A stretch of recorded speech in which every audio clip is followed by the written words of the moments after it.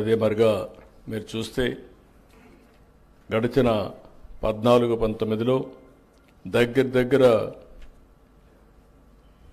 11% 21% CAGR సాధించాం ఒక డైరీలో. నేను ఆ రోజు కూడా ఒకటే ఆలోచించాను, డైరీ అనేది చాలా ముఖ్యం, జీవనోపాధి అని చెప్పి ఇప్పుడు మాట్లాడిన మిత్రులు చాలామంది మాట్లాడారు. వాళ్ళందరూ చెప్పింది కొన్ని సజెషన్స్ కూడా అప్పుడు ఇచ్చారు. అప్పట్లోనే సైలేజ్ ప్రారంభించాం, అప్పట్లోనే టెక్నాలజీ ఏ విధంగా పెనిట్రేట్ చేయాలనో అగ్రికల్చర్లో చాలా విషయాలు చేశాం. అవన్నీ కూడా రాను ఇదే పరిస్థితి వచ్చింది. ఈరోజు ఇన్ని ఒడుకుదుడుకులు సరిగా చేయకపోయినా ఈ సంవత్సరం మనం చూస్తే 1,69,000 కోట్ల రూపాయలు లైవ్ స్టాక్లో జిఎస్టిపి కాంట్రిబ్యూషన్ ఉంది. ఇది హైయెస్ట్ అమంగ్ ఆల్ సెక్టర్స్. ఒక 10 సెక్టర్లు ఉంటే ఫస్ట్ సెక్టర్ లైవ్ స్టాక్ ఒకటి 1,69,000 కోట్లుంది. దీని తర్వాత హార్టికల్చర్ కూడా చాలా ఫాస్ట్గా గ్రో అవుతూ ఉంది. మీరు ఒకసారి చూస్తే 18 లక్షల హెక్టార్లో హార్టికల్చర్ ఉంది. 1,55,000 కోట్ల రూపాయలు జిఎస్టిపి కాంట్రిబ్యూషన్ వస్తుంది. వ్యవసాయం దగ్గర ఇప్పుడు చేసేదే చూస్తే 50 లక్షల హెక్టార్లు వ్యవసాయం చేస్తారు. వాళ్ళ ఆదాయం 51,000 కోట్ల రూపాయలు జిఎస్టిపి కాంట్రిబ్యూషన్ ఉంది. 18 లక్షల కాంట్రిబ్యూషన్ 1,55,000 కోట్లు, 50 లక్షల హెక్టార్ల కాంట్రిబ్యూషన్ 51,000 కోట్ల కాంట్రిబ్యూషన్. అది చూసిన తర్వాత మొన్నే ఆదేశాలు ఇచ్చాను, డబల్ చేయమని. 18 లక్షల హెక్టార్లని 36 లక్షల హెక్టార్లు రాబోయే 5 ఏళ్ళు చేస్తే వీళ్ళ ఆదాయం కూడా డబుల్ అవుతుందనే ఉద్దేశంతో ఆదేశాలు ఇచ్చాను. దాని టెక్నాలజీ కూడా ఇంటిగ్రేట్ చేస్తున్నాం. అవన్నీ చేస్తే చాలా వరకు ఉపయోగపడుతుంది. ఈరోజు ఇంకొక పక్క చూస్తే మీరు దేశంలో వ్యవసాయ రంగంలో ఫాస్ట్ గ్రోయింగ్ స్టేట్ ఆంధ్రప్రదేశ్. వ్యవసాయ రంగంలో మనం నెంబర్ 1, దాంట్లో సందేహం లేదు. అయితే ఇక్కడ వచ్చింది ఏంటంటే మీరు గుర్తుపెట్టుకోవాల్సిన 2 ఉన్నాయి. వ్యవసాయ రంగం ఒకప్పుడు ఆంధ్రప్రదేశ్ కూడా వ్యవసాయ రంగమే ఆధారం, అన్నపూర్ణగా పేరుగాంచింది. ఆ రోజు కూడా మీరు ఒకసారి చూస్తే నేను ఆలోచించిన విధానం, వ్యవసాయం ఉండాలి, సర్వీస్ సెక్టర్ అభివృద్ధి కావాలి, ఇండస్ట్రీ కూడా రావాలి. అప్పుడే మనకు రాష్ట్రానికి ఆదాయం పెరుగుతుంది, ఉపాధి అవకాశాలు మెండుగా వస్తాయి. రెండవది, రాష్ట్రం కూడా సంపద సృష్టించుకుంటూ ముందుకు పోయే అవకాశం వస్తుంది. ఈరోజు మీరు చూస్తే తెలంగాణ, అందుకే నేను ఆ రోజు ఆలోచించి సర్వీస్ సెక్టర్కి వెళ్ళాం. ఈరోజు తెలంగాణ చూస్తే మీరు 67% సర్వీస్ సెక్టర్ ఉంది, అగ్రికల్చర్ 14% ఉంది.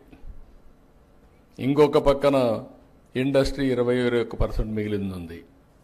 ఆంధ్రప్రదేశ్కి వస్తే సర్వీస్ సెక్టర్ 46% తగ్గిపోయింది, 44% ఉంది.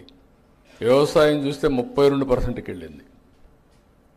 ఇంకొక పక్కన వ్యవసాయ రంగం బాగా ఉంటే అందరికి ఆదాయం వస్తుంది, అయితే రాష్ట్రానికి ఆదాయం ఎక్కువ రాదు. అది కూడా గుర్తుపెట్టుకోవాలా. తెలంగాణలో హైదరాబాద్ వల్ల 75% గవర్నమెంట్ ఆదాయం హైదరాబాద్ నుంచే వస్తుంది, సర్వీస్ సెక్టర్ నుంచి వస్తుంది. జిఎస్టిపిలో రాష్ట్రంలో ఏ రాష్ట్రాలు మీరు చూస్తే వ్యవసాయ రాష్ట్రం మంది అయితే 6.3% ఆదాయం వస్తుంది. తెలంగాణ 9.3% జిఎస్టిపిలో ఆదాయం రాష్ట్రానికి వస్తుంది. ఎక్కువ డబ్బులు వస్తే ఎక్కువ పనులు చేయగలుగుతాం, తక్కువ డబ్బులు వస్తే చేయలేం. కానీ ఇక్కడ నా సంతోషం ఏంటంటే కనీసం రాష్ట్రానికి ఆదాయం రాకపోయినా రైతులకు ఆదాయం వస్తే రైతులు బాగుపడతారనే ఉద్దేశంతో ఈరోజు వినూత్నంగా ఆలోచిస్తున్నాం. మీరందరూ గుర్తుపెట్టుకోవాలి, ఫుడ్ హ్యాబిట్స్ మారాయి. ఒకప్పుడు అందరూ రైస్ తినేవాళ్ళు, కొన్ని ప్రాంతాల్లో రాగి తినేవాళ్ళు, కొన్ని ప్రాంతాల్లో జొన్నలు తినేవాళ్ళు. కానీ ఫస్ట్ టైం మన నాయకుడు ఎన్టీ రామారావు గారు వచ్చిన తర్వాత అందరికీ రైస్ ఇవ్వడం మొదలుపెట్టాం. ₹2 కేజీ బియ్యం వచ్చింది. కరువు ప్రాంతాల్లో అప్పుడప్పుడే రైస్ తినడం ప్రారంభించారు. కానీ ఈరోజు వచ్చిన పరిస్థితులు మారాయి. రైస్ ఎక్కువ తింటే డయాబెటీస్ వస్తుంది. ఫుడ్ హ్యాబిట్స్ దీనివల్ల మారిపోతున్నాయి. ఫుడ్ హ్యాబిట్స్ మీరందరూ కూడా గుర్తుపెట్టుకోవాల్సింది, మనిషి యొక్క ఆరోగ్యం మనం తినే తిండి పైన, మన అలవాట్ల పైన, లైఫ్ స్టైల్స్ పైన ఆధారపడుతుంది. అందుకే చాలా టెక్నాలజీస్ వచ్చాయి, అవన్నీ నేను మళ్ళీ మాట్లాడతాను. కానీ ఈరోజు ప్రపంచం మొత్తం ఆహారపు అలవాట్లు పెరిగి ప్రోటీన్ రిచ్ ఫుడ్కి వెళుతున్నారు. ప్రోటీన్ అంటే మీరంతా కూడా చికెన్, ఫిష్, లేకుంటే ఎగ్స్. మన మిత్రులు చెప్తున్నారు ఎగ్స్ డిమాండ్ తగ్గిందని. కరెక్టే, కానీ ఎడ్యుకేషన్ కూడా అవసరం. కనీసం నేనైతే మార్నింగ్ అయితే బ్రేక్ఫాస్ట్ ఉండదు, ఓన్లీ ఆమ్లెట్ ఉంటుంది. అది నా మొత్తం లైఫ్ స్టైల్లోనే మార్చుకున్నాం. ఈ విధంగా ప్రతి ఒక్కరు కూడా మార్చుకుంటున్నాం. ఒక పక్క ప్రోటీన్ అయిన తర్వాత ఇంకొక పక్క మీరు చూస్తే మిల్లెట్స్ ఇవన్నీ కూడా వస్తున్నాయి బ్యాలెన్సింగ్ కోసం. ఇంకొక పక్కన ఫ్రూట్స్ అండ్ వెజిటబుల్స్ బాగా పెరుగుతున్నాయి. ఈ విషయం కూడా గుర్తుపెట్టుకోవాలి. దీనివల్ల ఇప్పుడు మొత్తం ప్రపంచం అంతా కూడా హార్టికల్చర్కి ఎక్కువ ప్రాధాన్యత వచ్చింది. అందుకే నేను కూడా మొత్తం చేంజ్ చేస్తున్నాను. హార్టికల్చర్కి ఎక్కువ ప్రాధాన్యత ఇచ్చి ఈరోజు మీరు చూస్తే నేను లాంగ్ బ్యాక్ ఆనాటి ప్రధానమంత్రి గారిని కన్విన్స్ చేసి వాజ్పేయి గారిని మైక్రో ఇరిగేషన్ ఎట్టుండాలో నేను ఒక రిపోర్ట్ ఇచ్చాను. ఆ రిపోర్టే ఇప్పటికి కూడా మైక్రో ఇరిగేషన్కి ఒక బైబిల్ మారిగా, ఒక భగవద్గీత మారిగా దాన్నే ఫాలో అవుతున్నారు.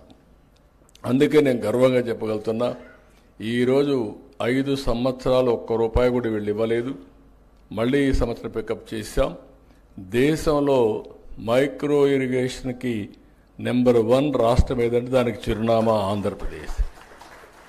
16 లక్షల హెక్టార్లలో మైక్రో ఇరిగేషన్ పెట్టాం, ఆటోమేషన్ పెట్టాం. ఈరోజు మీరు మైక్రో ఇరిగేషన్ వచ్చినాక ఆటోమేషన్ వస్తే యాప్ ద్వారా ఎప్పుడు కావాలంటే అప్పుడు ఆన్ చేస్తారు, ఎంత టైం కావాలంత టైం నీళ్లు ఇస్తారు, అవసరమైతే నీళ్లు కరెక్ట్గా వెళ్ళే చెక్ చేసుకునే టెక్నాలజీస్ వచ్చేస్తున్నాయి. టోటల్ మెకనైజేషన్తో ముందుకు పోయే పరిస్థితికి వచ్చాం. ఇక్కడికి వచ్చినప్పుడు మళ్ళీ నేను అందుకనే అగ్రికల్చర్లో, అలైడ్ ఇండస్ట్రీస్లో ఒక వినూత్నమైన ఆలోచనలు చేస్తున్నాం. ఇవి చేస్తూనే లాజికల్గా తీసుకుపోవడం కోసం మళ్ళీ ఫుడ్ ప్రాసెసింగ్ ఒక ప్రత్యేకమైన శ్రద్ధ పెట్టి ఒక సెక్రటరీని దానికి పెట్టాం. చిరంజీవులు ఇంతమంది హార్టికల్చర్ బాగా చేశాడు, ఆయన ఈరోజు ఇన్ఛార్జ్ పెట్టి దీన్ని కూడా ప్రాధాన్యత ఇచ్చామని చెప్పి కూడా నేను మీకు తెలియజేస్తున్నా. అయితే ఇక్కడికి మీరు వచ్చినప్పుడు నేను కొన్ని విషయాలు మీరు చూస్తే కొన్ని సమస్యలు కూడా ఇక్కడ నేను వచ్చినప్పుడు చూశాను. రాబోయేది టెక్నాలజీ యుగం. సమర్థత పెంచుకోవాలంటే అందరూ టెక్నాలజీతో ముందుకు పోవాల్సిన అవసరం ఉంది.